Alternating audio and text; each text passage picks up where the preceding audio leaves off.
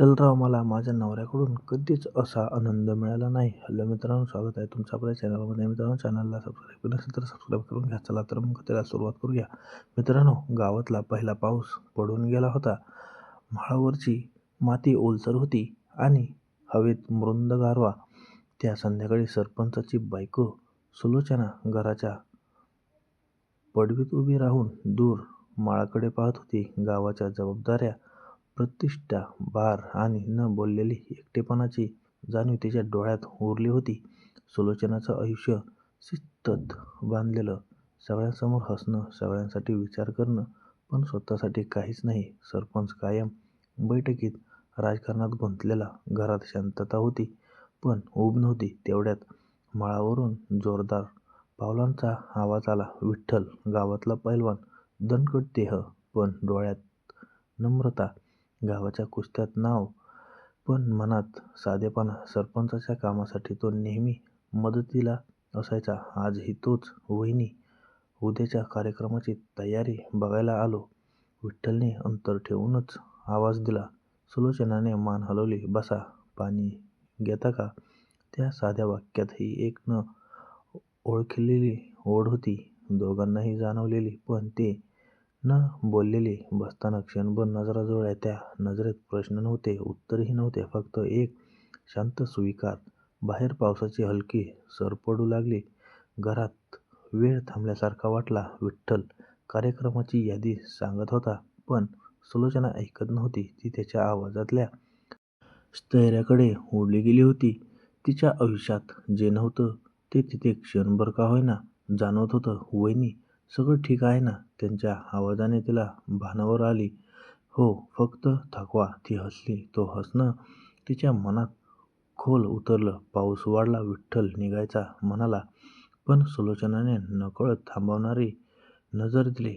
तो थांबला, काही बोलला नाही. त्या क्षणी दोघांनाही कळलं, शब्दांपेक्षा शांतता जास्त बोलकी असते. काही क्षणांनी विठ्ठल उठला. मी जातो, उद्या भेटू. सुलोचनाने मान हलवली. दार बंद झालं, पण मनाचं दार उघडंच राहिलं. दुसऱ्या दिवशी सकाळपासूनच गावात लगबग होती. सरपंचाच्या पुढाकाराने होणारा कार्यक्रम म्हणजे प्रतिष्ठेचा विषय. माळ स्वच्छ केली जात होती, मंडप उभा राहत होता आणि सगळीकडे विठ्ठलाचा आवाज घुमत होता. कधी सूचना देताना, कधी एखाद्याला हसत समजावताना. सुलोचना पडद्याआडून सगळं पाहत होती. काल संध्याकाळी जे घडलं नव्हतं, पण ते जाणवलं होतं, ते आज अधिक स्पष्ट होत होतं. विठ्ठल कामात गुंतलेला असला तरी अधूनमधून तिच्याकडे पाहायचा, जणू खात्री करून घ्यायला की ती तिथेच आहे. दुपारच्या वेळी सरपंच गावाबाहेर गेला. घरात शांतता पसरली. सुलोचना अंगणात आली. त्या क्षणी विठ्ठल तिथेच होता. मंडपासाठी लागणारे कागदपत्र घ्यायला. वहिनी, हे कागद सरपंच आल्यावर द्याल का? हो, आत ठेवा, तिने सहज उत्तर दिलं. आत येताना क्षणभर दोघेही थांबले. घराची भिंत, ओलसर हवामान आणि त्या शांततेत हृदयाचे ठोके अधिकच मोठे वाटत होते. कुणी काही बोलत नव्हतं, पण दोघांनाही कळत होतं, हे साधं मैन नाही. विठ्ठल, सुलोचनाने हाक मारली. तो वळाला. हो वहिनी, तू नेहमी इतका मजबूत कसा राहतोस? तो हसला. गावासाठी काम करताना माणूस आपोआप मजबूत होतो. त्या उत्तरात तिला काहीतरी वेगळं जाणवलं. जबाबदारी, विश्वास आणि स्थैर्य, जे तिला आयुष्यभर शोधायचं होतं. क्षणभर तिचा पदर वाऱ्याने उडला. विठ्ठलाने नकळत हात पुढे केला, पण लगेच थांबला. त्या अर्धवट हालचालीतच सगळं बोललं गेलं. सुलोचनाने त्याच्याकडे पाहिलं. डोळ्यात नकार नव्हता, फक्त सीमा होत्या. काळजी घे, ती हळूच म्हणाली. तुमचीही, तो म्हणाला. बाहेर कार्यक्रमाची गर्दी वाढत होती, पण त्या घरात वेळ पुन्हा थांबला होता. रात्री कार्यक्रम संपला. गाव झोपायला लागला. आकाशात चंद्र स्वच्छ दिसत होता. सुलोचना छतावर आली. डोक्यात विचारांची गर्दी, पण मनात एकाच व्यक्तीची प्रतिमा. तेवढ्यात पायऱ्यांचा आवाज आला. विठ्ठल काम उरकून निघालेला. वहिनी, सगळं नीट पार पडलं? तो म्हणाला. हो, तुझ्यामुळे. तिच्या शब्दात कृतज्ञता होती आणि काहीतरी अजून दोघेही चंद्राकडे पाहत उभे राहिले. नजरा जुळल्या नाहीत तरी जवळीक जाणवत होती. आज कुणीही पुढे पाऊल टाकलं नाही, पण दोघांनाही कळलं हे नातं इथे थांबणार नाही. त्या रात्रीनंतर सुलोचनाच्या आयुष्यात एक सूक्ष्म बदल झाला. ती हसत होती, पण ते हसू आत्ता आतून येत होतं. सकाळी अंगण झाडताना, देवापुढे दिवा लावताना तिच्या मनात विठ्ठलचं शांत अस्तित्व सतवत होतं. विठ्ठलही बदलला होता. कुस्तीत ताकद होतीच, पण आत्ता त्यांच्या कामात एक वेगळीच तळमळ आली होती. सुलोचना नजरेस पडली की तो नकळत सावरायचा, कारण त्या नजरेत फक्त आकर्षण नव्हतं, आधार होता. एका दुपारची वेळ सुलोचना मंदिराकडे निघाली होती. वाटेत विठ्ठल भेटला. "वहिनी एकट्याच?" "हो, देवाला नवस बोलायचं आहे," ती म्हणाली. मंदिराच्या आवारात शांतता होती. घंटानाद थांबल्यावर दोघेही ओसरीवर बसले. मध्ये थोडं अंतर होतं, पण मन मात्र अगदी जवळ.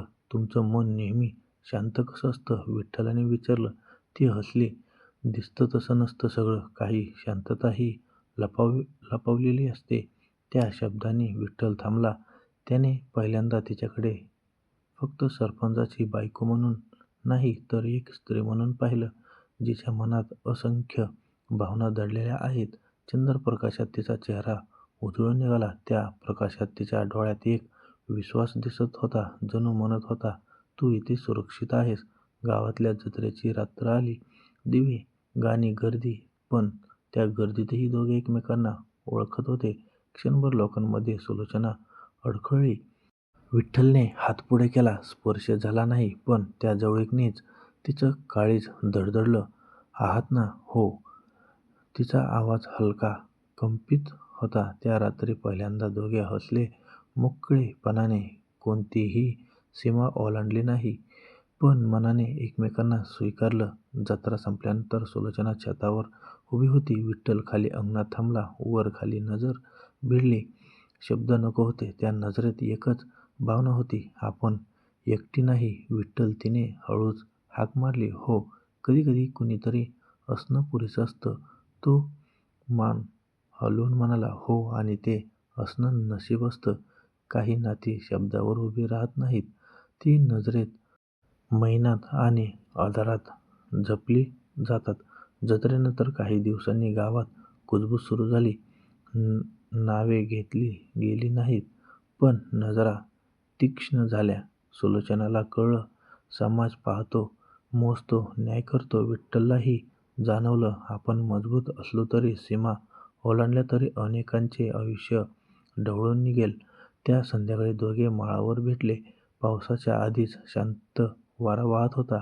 काही वेळाने सुलोचना म्हणाली, "प्रेम म्हणजे जवळ येणं नसतं." विठ्ठल हळूच हसला. "ते जपणं असतं." ते दोघे थोडा वेळ शांत उभे राहिले.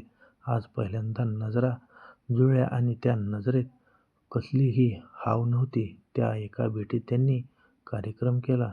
त्यांचा बराच वेळ कार्यक्रम चालू होता. सुलोचना म्हणली, "आयुष्यभर माझ्या नवऱ्याकडून असा आनंद कधी भेटला नव्हता. पैलवान, तुम्ही माझी इच्छा पूर्ण केली. तू माझ्या आयुष्यात आलास, एवढंच पुरेसं आहे." विठ्ठलराव म्हणाले, "मी उद्यापासून तालुक्याच्या आखाड्यात जाणार आहे." विठ्ठल म्हणाला. सुलोचनाच्या डोळ्यात क्षणभर ओली आली, पण ती हसली. "तुला तिथेही लोकांना आधार मिळेल." त्या रात्री सुलोचनाने देवापुढे दिवा लावला. मन शांत होतं. तिने काही सोडलं नव्हतं, तिने ते जपलं होतं. विठ्ठलने आखाड्यात पाऊल ठेवलं, पण गावात त्याची छाप राहिली, प्रामाणिकपणाची. वर्षांनी ते पुन्हा भेटले. गर्दीत, सणासुदीला नजरा भिडल्या, हसू उमटली. कोणालाही काही कळलं नाही आणि कळण्याची गरजही नव्हती, कारण काही प्रेमकथा पूर्ण होतात. तो स्पर्श आणि शब्द आधारात आयुष्यभरासाठी राहिले. तर मित्रांनो, ही होती आजची कथा. आवडली असेल तर कमेंट करून सांगा आणि लाईक, शेअर, सबस्क्राईब करायला विसरू नका. भेटूया अशाच नवनवीन कथेमध्ये. तोपर्यंत धन्यवाद.